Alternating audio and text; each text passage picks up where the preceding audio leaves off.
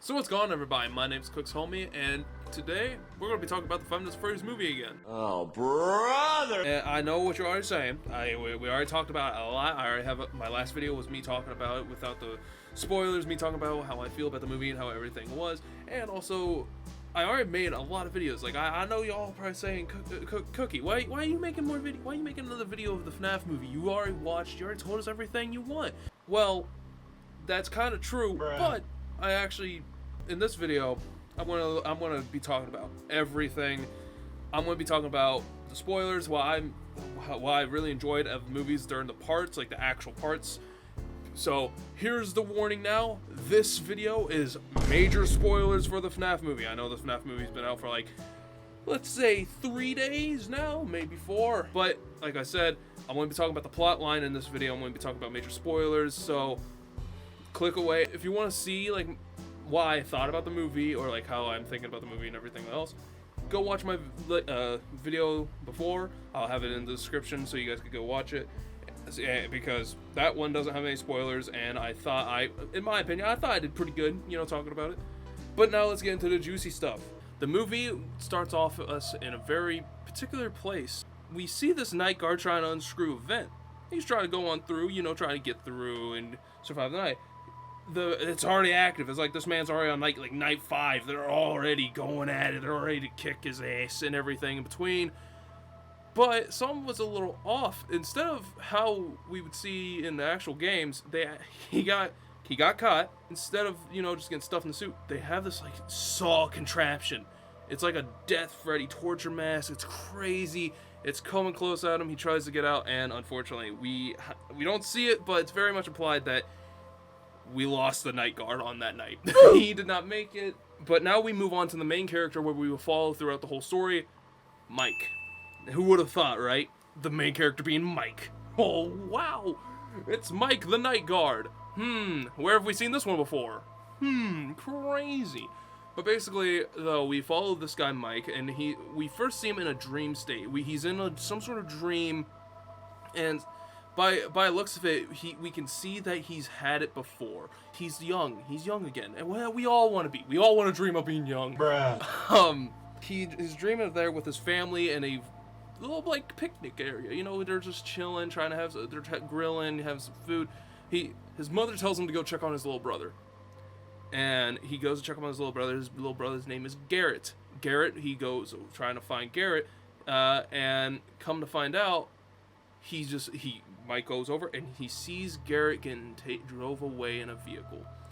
And we could pretty much safely bet that Garrett just got kidnapped, abducted, taken, whatever you want to say. That kid is gone. He just Bye, have a great time. He's gone. Just imagine how much trauma you have from that young of age just to see your little brother go away.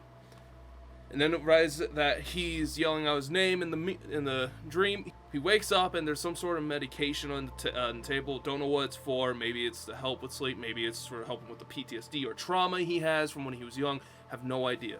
But then we go a little bit more. He is with his sister Abby, which he wakes up and drops her off, I believe. But he goes to do his job, which is actually already a security guard. He's not a night guard. What? But he's a security guard. So he's there. He's getting in the line, trying to get his first he's there talking to his fellow guard, talking about this thing called the dream theory, which basically is that if you go back, if you can think it really hard, it's a dream where you can keep going back and like trying to fix it and relive it, maybe to change it. But it's a theory. Have no idea. I'm pretty sure that's also what it is. I'm 90% sure. I don't know. Don't quote me, please. I'm not going to look it up and try and get it right, because I'll be going down a rabbit hole. And frankly, we don't want to go down a rabbit hole. Okay, we're just here for the movie, damn it. But now, though, we move from there, and now he's in line ready to get ice cream, and all of a sudden he sees a kid. He sees a kid sitting all alone. He looks like he's just stranded, worried. And he keeps trying to talk to this girl.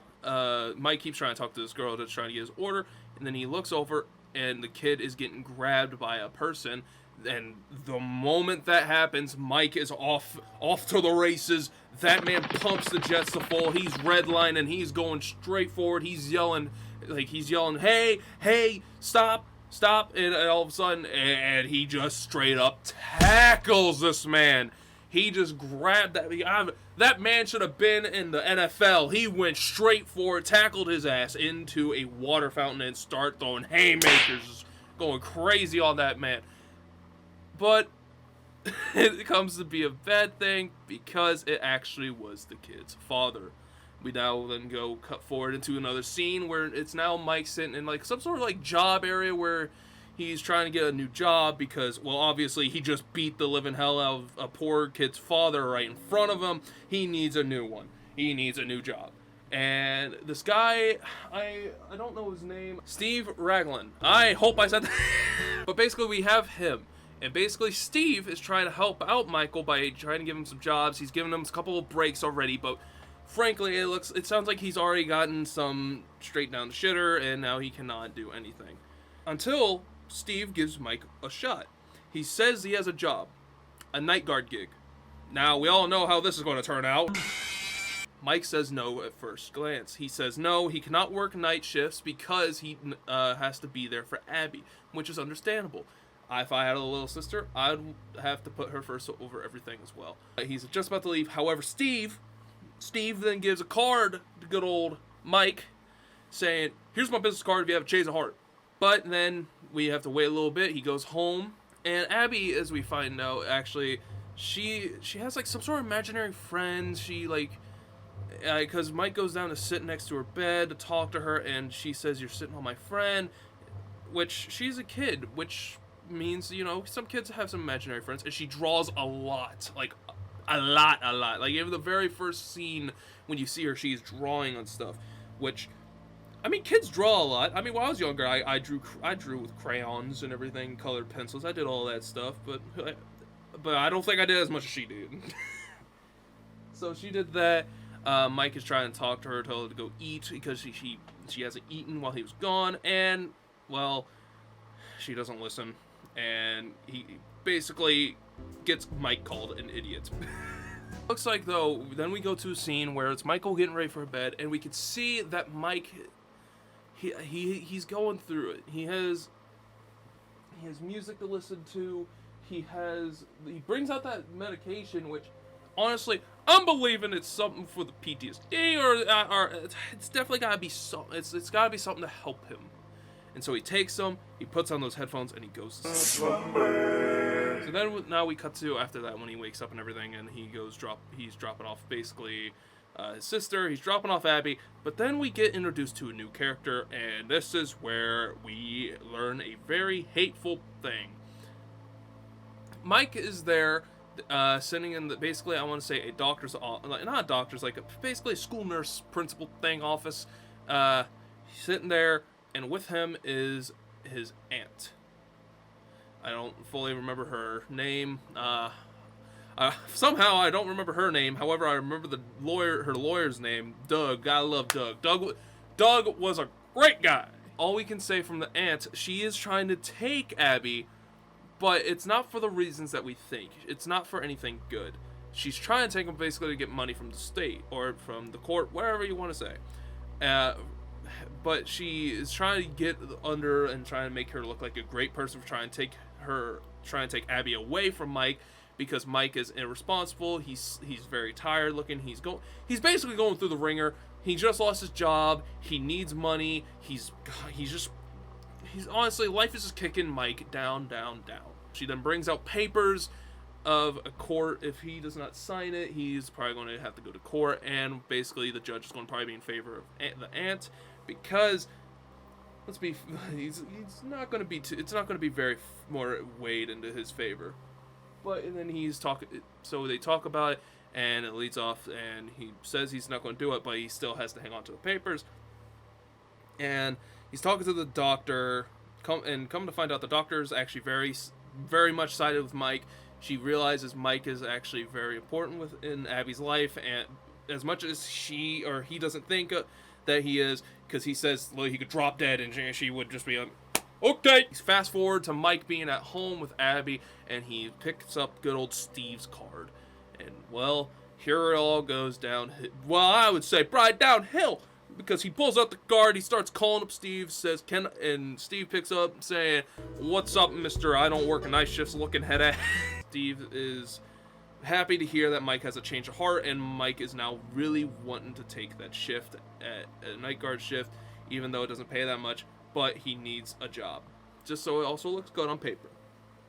So he takes it, he starts driving off into the area, and come to find out we arrive at Freddy Fazbear's Pizza. Mike goes in, and it's just well, not destroyed, but the outside is run down looking. It looks like that thing has not been touched in eons. Yet you go inside. Honestly, the inside for it looks pretty good. Like, clean up the exterior and maybe a little bit of the interior. You got a working place again. But the only reason why it's not been torn down is because apparently the owner is really sentimental and does not want to get rid of it. That's what Steve said anyways. However, I have no idea.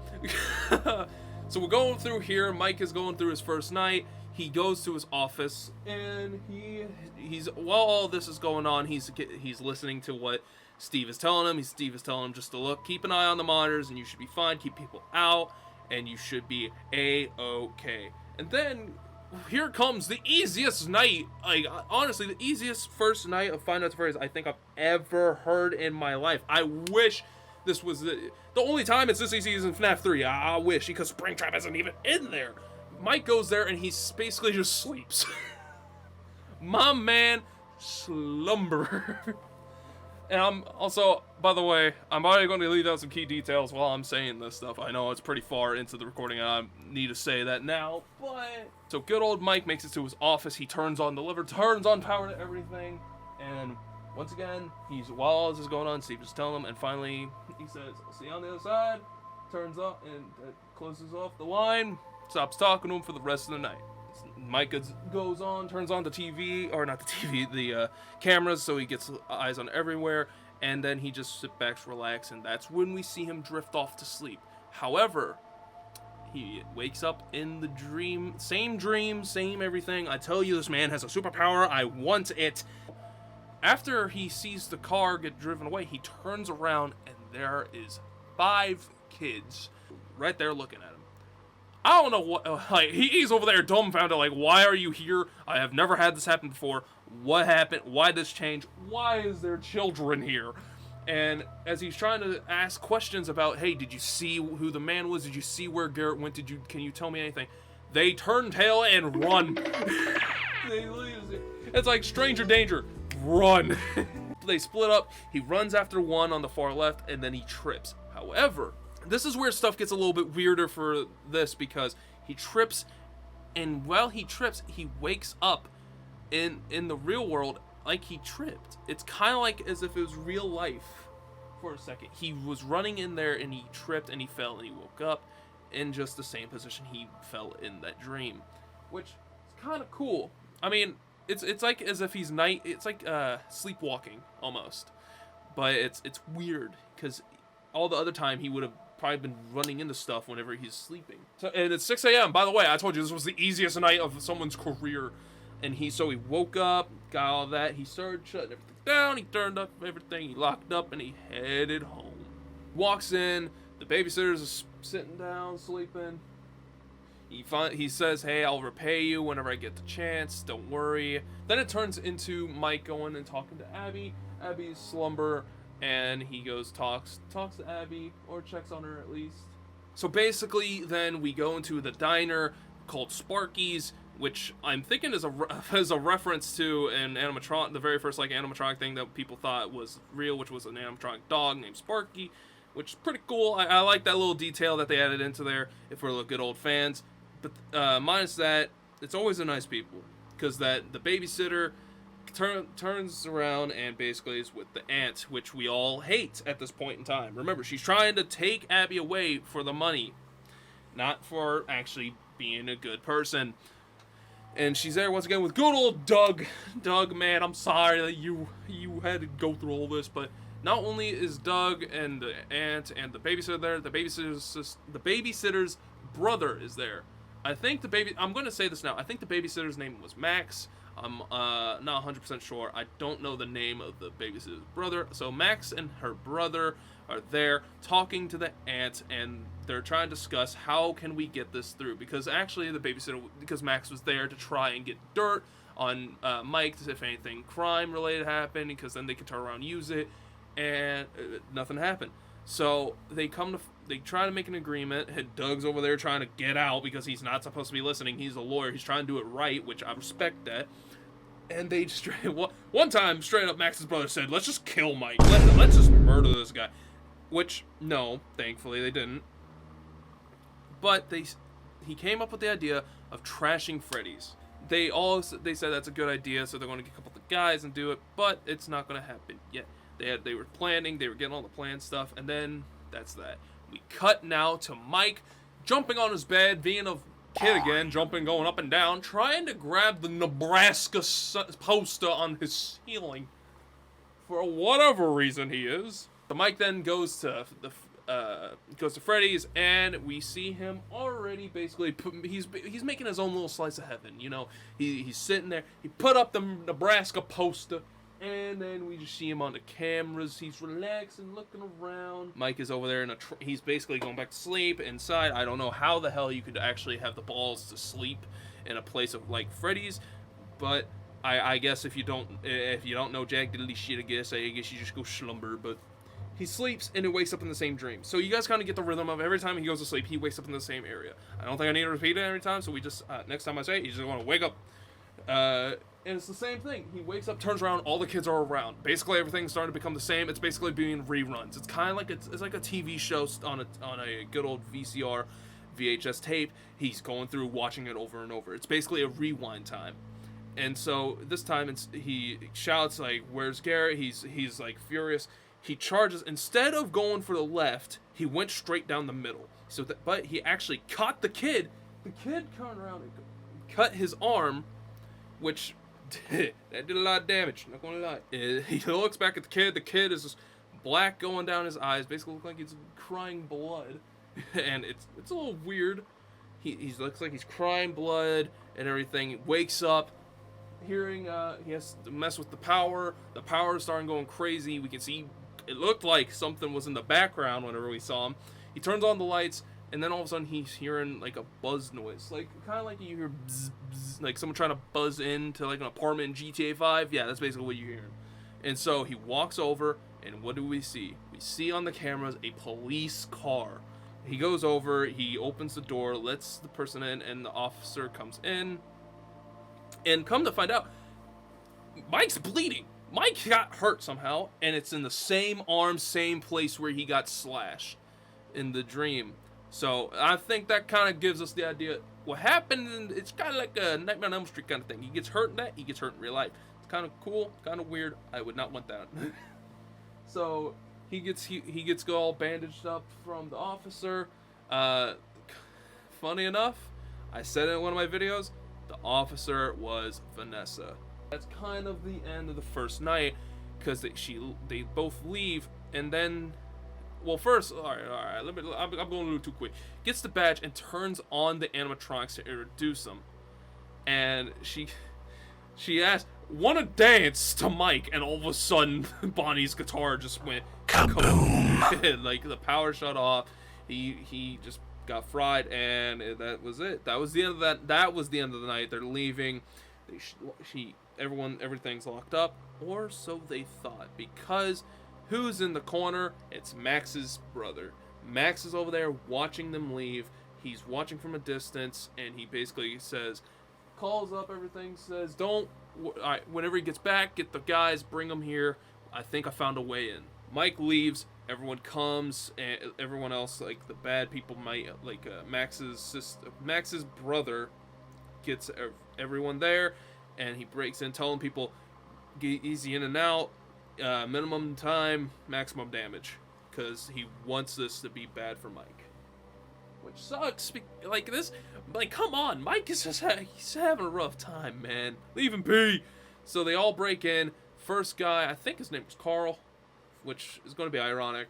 Carl's over there. He's in the kitchen trying to get some damage done, looking around. opened up the fridge because it was rattling as if there was a freaking live thing in there. Nothing to see. He then checks it again. There's Chica's cupcake. Apparently Chica's cupcake is right there, sitting there, all a little happy and everything. He turns around. Nothing's there because he thought he heard noises. Turns in front. The cupcake is gone. And he gets all worried. He turns around again. And what does he see? He sees Chica there holding the cupcake, looking like she's about to kick his ass. And all of a sudden, Chica's cupcake, aka Mr. Cupcake, aka Carl the Cupcake, this is where I find ironic. Carl does leaps and bounds right onto the other Carl's face, and literally is starting to kill him by that. And while this all happens, one of the other guys, I don't know his name, it was a bigger dude with a big beard. He starts screaming like he's running away. The other guy, Max's brother, looks over on the cameras. He made it to the office, is starting to look through, and he literally is just watching this big guy run away. He can't see what's going on in the kitchen, and he's trying to find him. The big guy went into it looks like a janitor closet, and in the janitor closet he's in there. He's trying to turn on the light. He tried to escape. He can't open the door. The door will not open. He turned on the light, and to our surprise, look who's there. Bonnie is just sitting there inside the place. Right behind him, he turns around and he screams like a bitch. I mean, I would too if I saw a giant ass robotic bunny. Like, he's over there. He can't escape. The door's like locked or something. And all Max Brothers sees is a handprint just slide down with blood, which we can probably guess was the end of the big guy.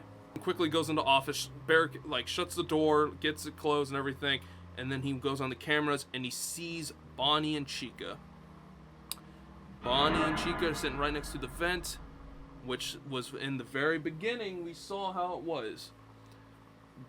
Bonnie is over there just watching the camera. Chica leans down with Mr. Cupcake on him, and Mr. Cupcake goes into the vent. And I add, where the hell was this mechanic in FNAF 1? I would have loved it. I mean, it would have made the game more difficult, but it'd been fun as hell. So the cupcake is going through. Max's brother has an idea of like, oh no, he's coming from the vent. Shove body on vent. He literally gets there right as Carl is just front there, just going ham on it. He's barricading through, and he stopped it. He got through it. They're gone. He goes over to the door. He peeks his head out, walks out for a second, which was the biggest mistake of his career. The door magically just shuts. Like, this is paranormal activity to the max. This door shuts. It won't open. He is screwed. Lights start flickering. He runs. And when he gets to the exit door, it won't budge open. He turns around, and all you see is Foxy.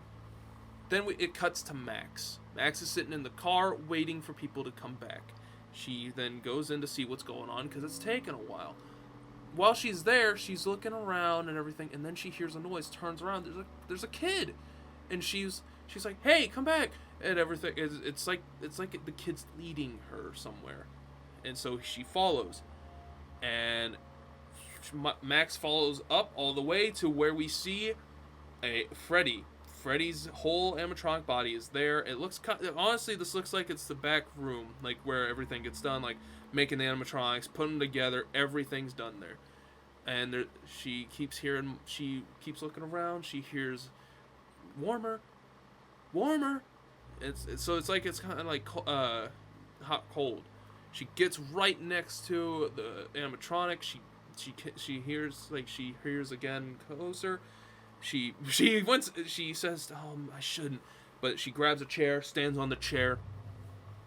She looks more into Freddy's mouth. She looks closer. She gets closer, and what do we see? She got close. The hand of the child grabs her, pulls her halfway in. And I swear I've never heard a theater gasp as loud as I did then. Instead of a frontal lobe bite, this chick got cut in half. She got immediately bit in half by Freddy. Which, hot damn. I cannot believe that death was gruesome. That's what kind of the death I would love to have seen. What would happen if this movie was rated R instead of PG-13? Cuts back to Mike with him talking with Abby and everything. They're all there talking. We hear a knock at the door. He opens up the door. Who's there? Vanessa. Vanessa's there. Good old Vanessa, the good old police officer doing her duty. She sees Abby. She's. Well, I find funny. She says, "I did not know. Mike never told me that he has a daughter." And to the response of Abby, which is ew. Mike asks, "What's wrong? Why is she here?" And then Vanessa breaks out, "Someone broke into Freddy's," and she then pulls out the pill bottle, which then confirms what we all thought at the beginning. It was sleep medication. Mike basically tells her that he needs it. It's for a bad reason. Then she starts saying, even if you're not the one that broke in or everything, blah blah blah, it's still criminal negligence, which is not a good thing. This is the last thing Mike needs. She's like saying, once I turn in the report, I have nothing. I can't do anything else. And then he says, you wouldn't understand anyways. Then they go for a walk because now she wants to know. She wants to understand why is he taking the medication? Why is he needing the sleep? What's going on? We then learn that it's right, that Mike has this dream over and over of him having a little brother Garrett, of him getting taken away, and what Mike wants, he wants to see if he wants closure, basically. And with that, Vanessa, because people think he's crazy for wanting to understand, wanting to keep doing it over and over so he can try and fix it.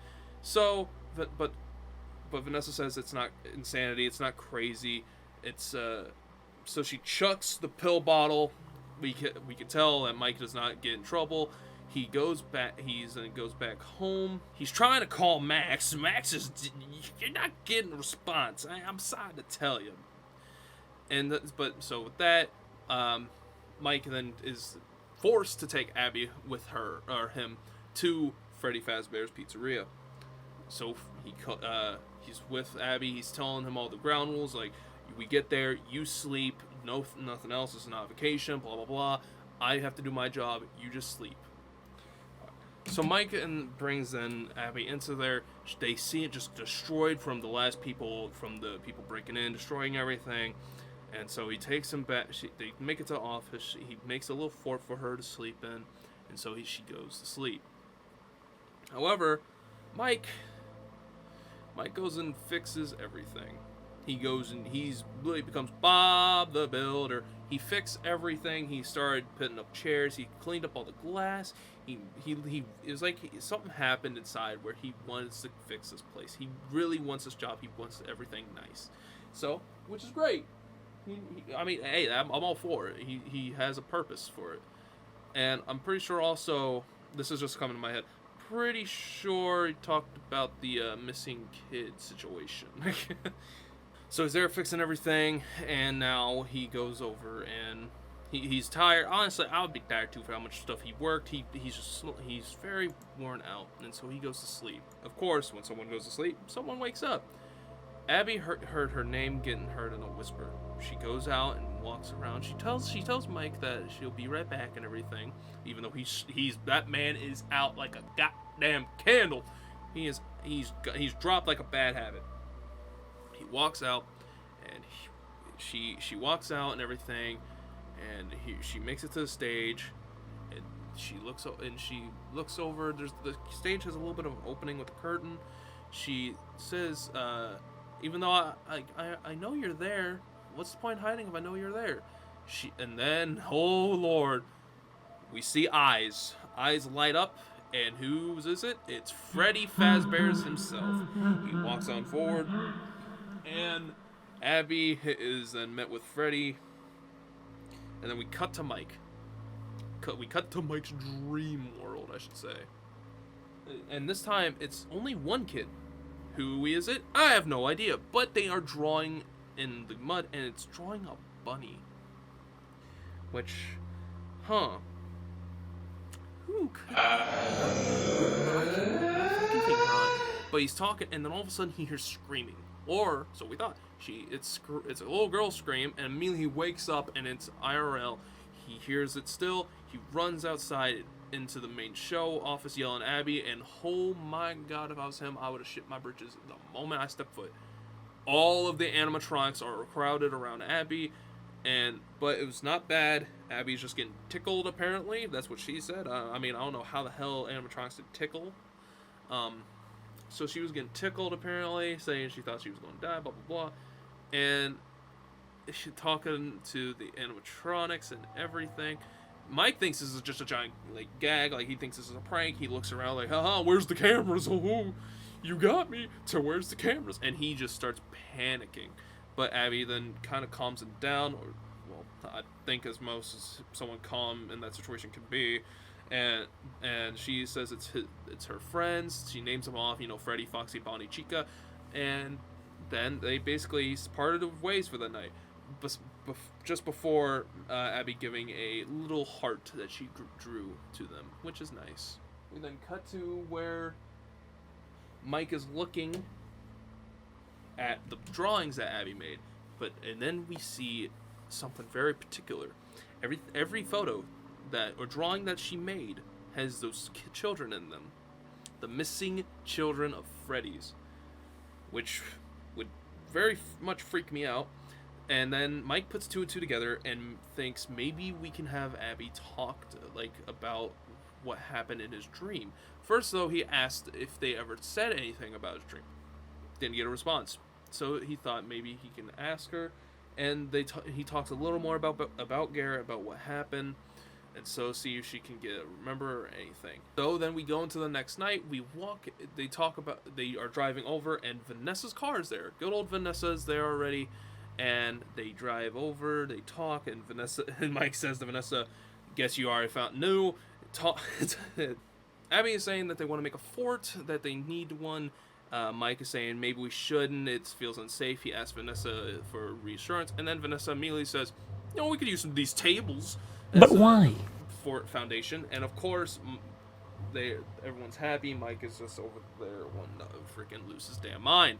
But something happens, though, because they go to grab the tablecloths for the top of it. Mike and Vanessa go. It's only them two. But something starts happening with Vanessa. Vanessa shows Mike first about in the utility closet to get him, and Mike sees a spare suit, which apparently is based off the books. I have not read the book. Like we've already established, I don't really read the books, and there's not much else. We're going over, he's looking at, and it's actually a spring lock suit, which, by the way, this movie did great for the spring locks, showing how they would be, and honestly, it looked like it hurt. So they had that, and she showed that broom get destroyed by setting off the spring locks. Oh my god, if that was a rib, that bitch went. So they had that, and Vanessa starts going, she feels like it's starting to get eerie. She starts unwinding, but starts getting defensive for no reason, really. And it's starting to get weird. Mike is trying to understand why she's being like this, and it happens all the way out. She's trying to warn Mike, don't do it's stop talking about it, stop trying to get deeper until you're thinking about your brother, stop doing all this, blah blah blah.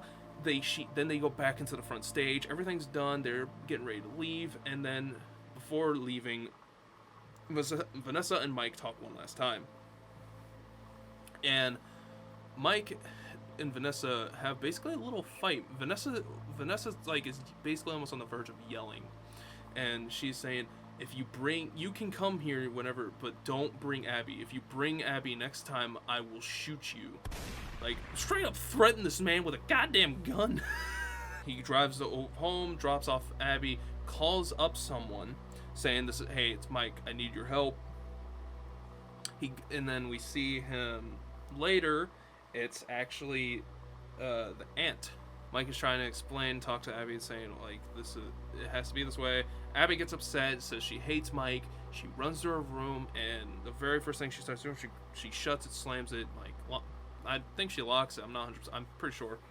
And then she grabs her crayon and starts scribbling out Mike of all the photos or drawings she's ever made. She starts scrawling out Mike's face, and basically as if she doesn't want him there anymore. Like basically, she hates him. It's the easiest way to say it. She hates him. Which then cuts back to Mike going to the office. We see him immediately just start. He takes the pills, put on the headset. Basically, he's gone back to the old way he was.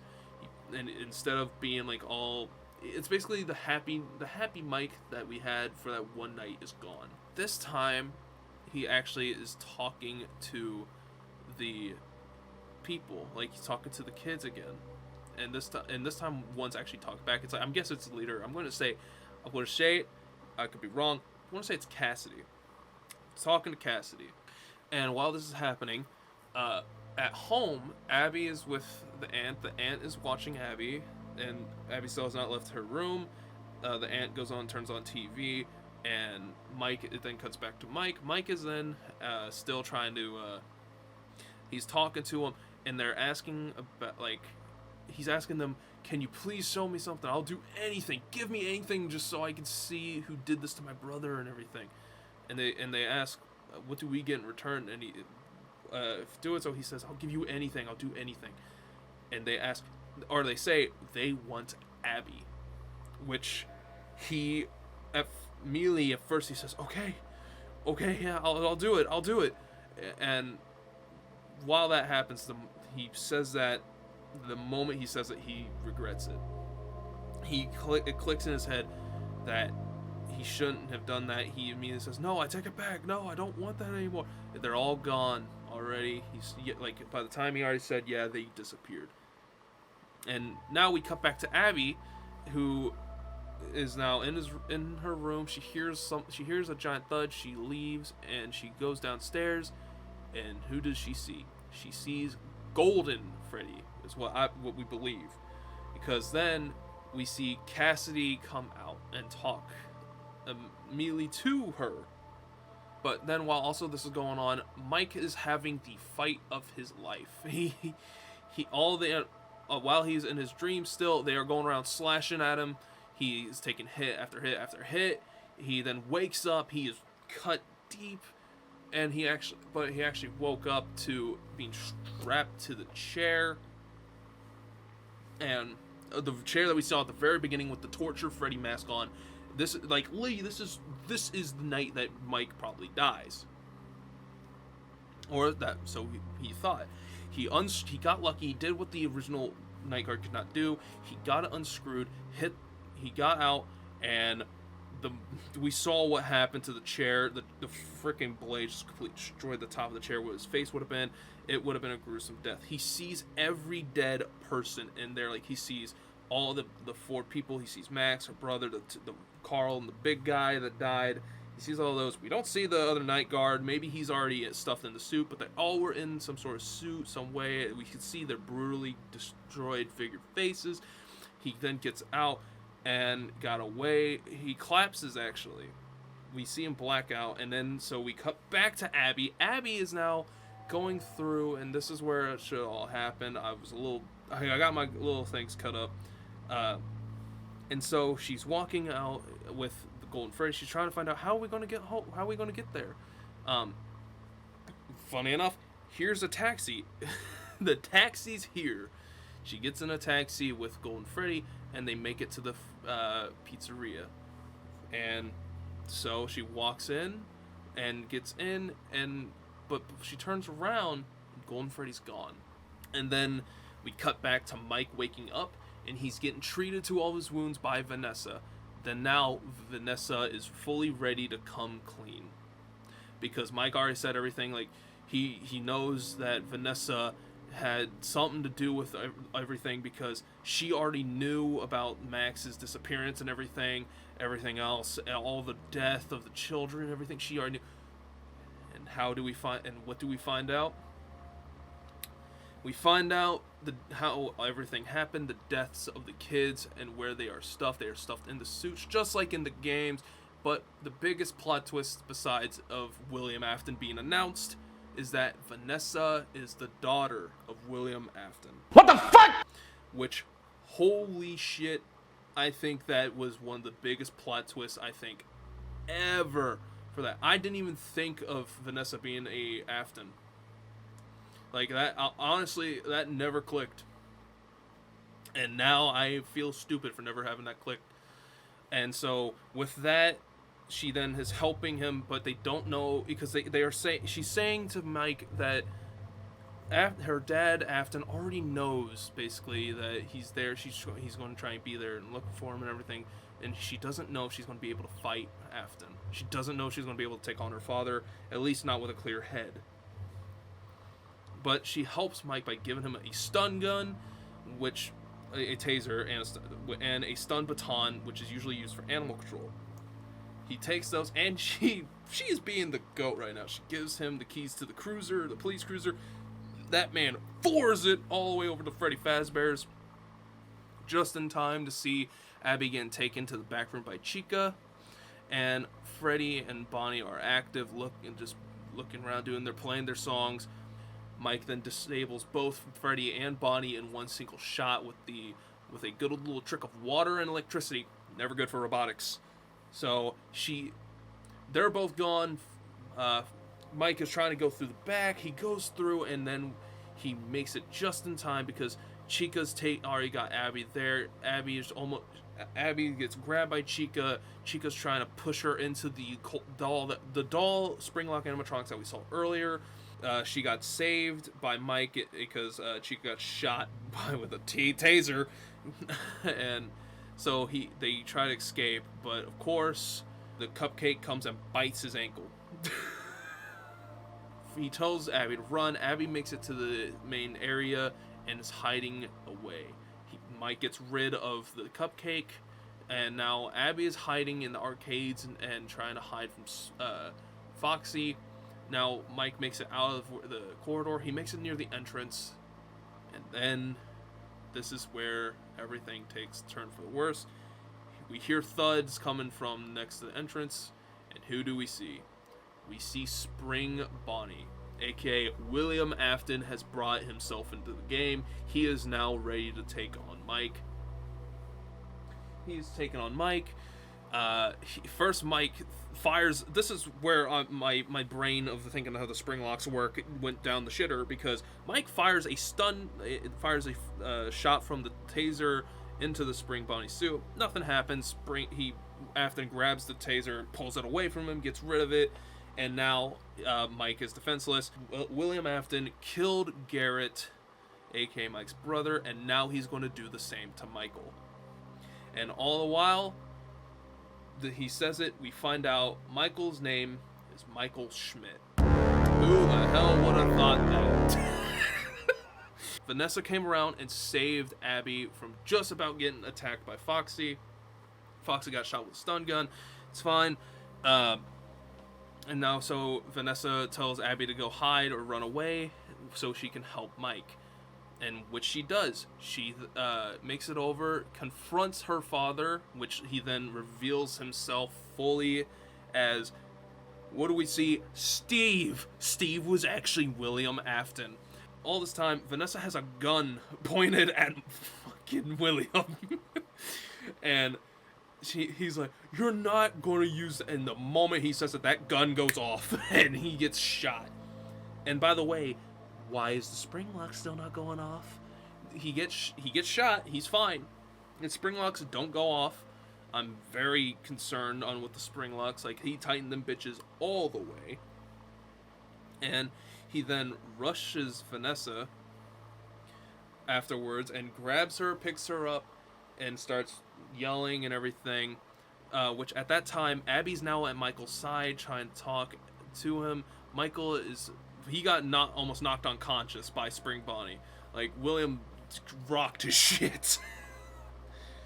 And so in that, Michael says the power of why because basically William is somehow in control of the animatronics, and the children he still don't fully know how, until Michael realizes it's the drawing that is posted up with all the other drawings, but it's the biggest one.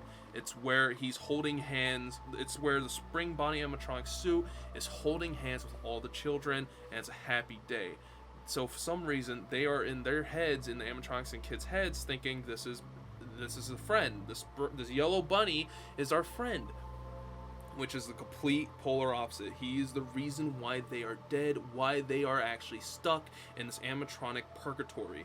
So what Michael then says to Abby is, show them the truth. And she immediately grabs a poster thing and starts scribbling away.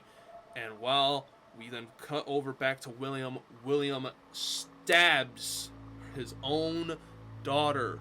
He stabbed Vanessa. He has enough time to turn around to see Abby put up the poster. All the animatronics now realize the once what they thought was a friend was actually their killer.